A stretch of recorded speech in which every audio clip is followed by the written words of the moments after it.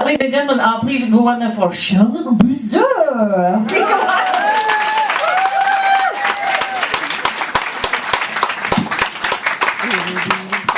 Bonsoir.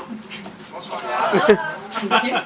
So I'm Charlotte Bosseaux, that's spelled with an X at the end, so it's not Bosseaux, it's not Bossex, it's just Bosseaux, and that's French, obviously, and well, being French is not so bad actually, you know,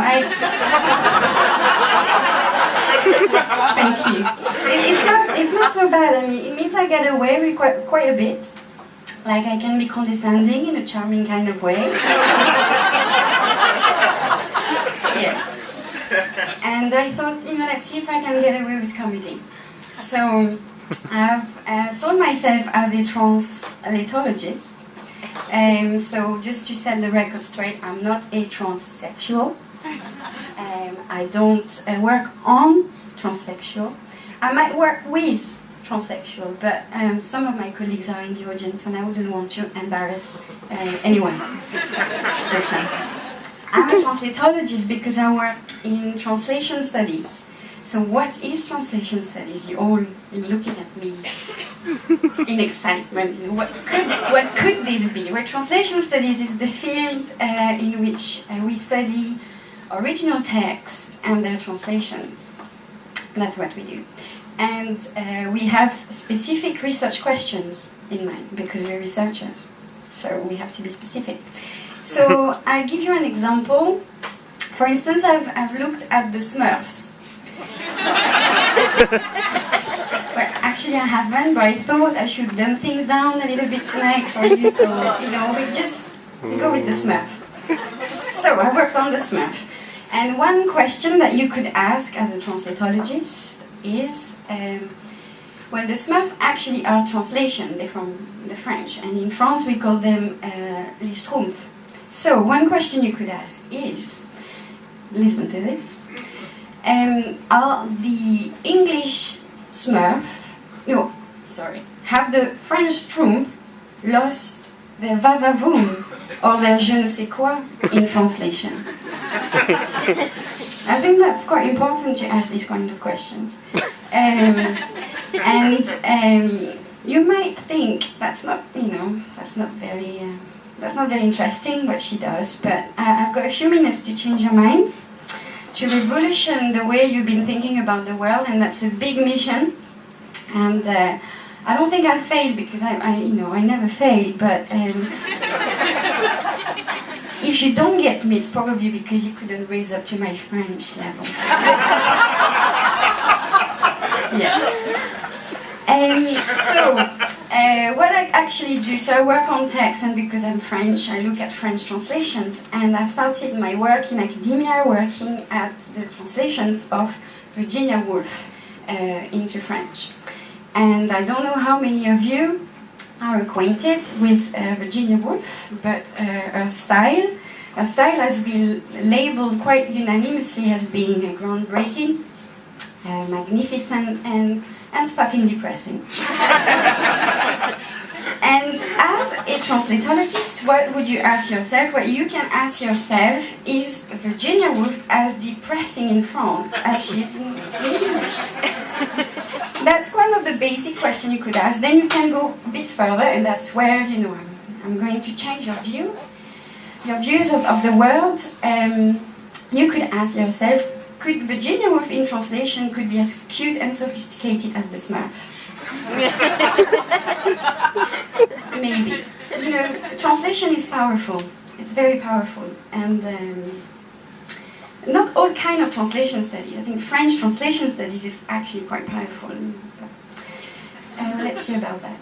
So I've been working on Virginia Woolf, and I'll talk more about that a bit later. But first, what I want to say is, I want to talk a little bit about all the things I have to face, you know, on an everyday basis, all the stereotypes I have to deal with, you know, about being French on a regular basis.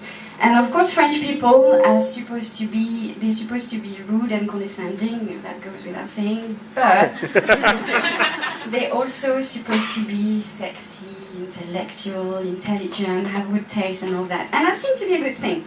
So that's where I've got my groundbreaking ideas. And I'm thinking, wouldn't the world be a better place if everybody would be translated into French?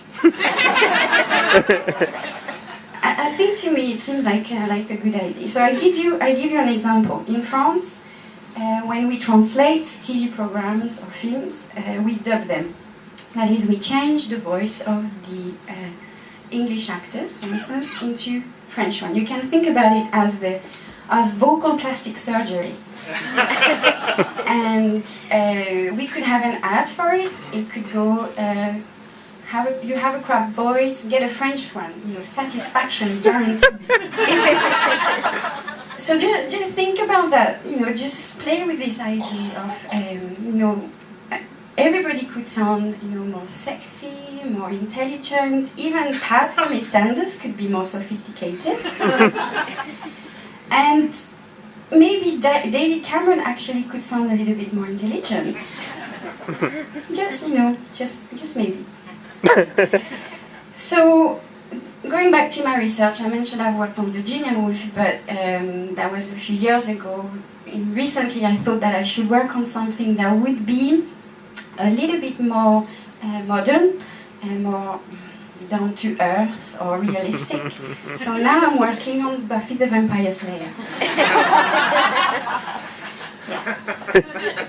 And thanks to Buffy, I've been going to lots of conferences. I've been very lucky. I've been traveling the world. I've been to exotic faraway places. I've been to Thailand. I've been to Asia. And, well, actually, Thailand and Asia is a bit the same. I've been to Africa.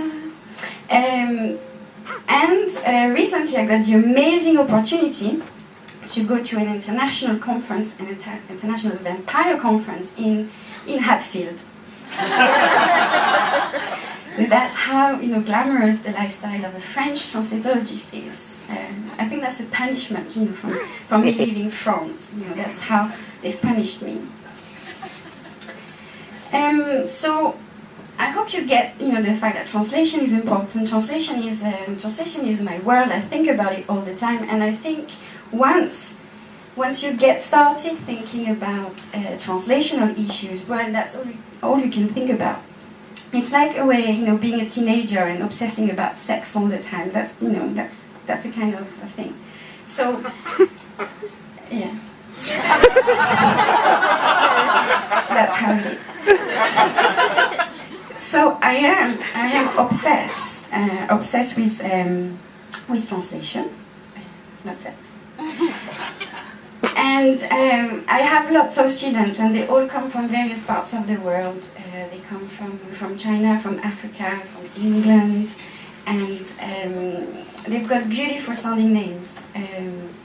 And because I'm always interested in what the name means, I can't help thinking about it. So we have some of my Chinese students' names translate as Peach or Pearl. And this year I've got a student, her name is so pretty. It's very, very, the sound of it is just very pretty. She's called Xie, which actually French means to shit. Yes.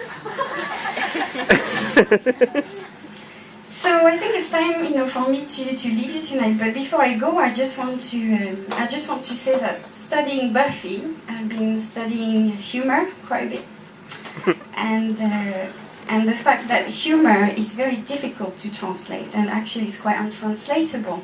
So that's probably why you didn't find I was very funny tonight. But I don't give a shit because I'm French.